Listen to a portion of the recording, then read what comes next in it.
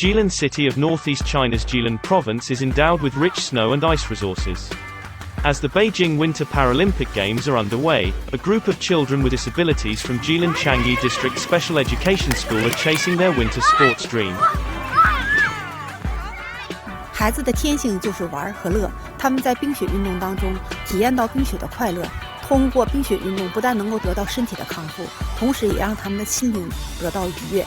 孩子们发自内心的喜欢这样的运动。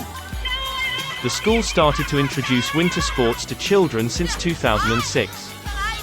我参加过轮滑、花样、游泳、好多呀。你喜欢运动吗？喜欢。我想像孙一鸣这样的参加冬奥会，我想像孙一鸣这样的拿冬奥冠军。给他们带来了自信、快乐，尤其是说在那个比赛的当中，有很多特奥运动员，经过他们自己努力吧，也取得了很多成绩，孩子也都是特别高兴。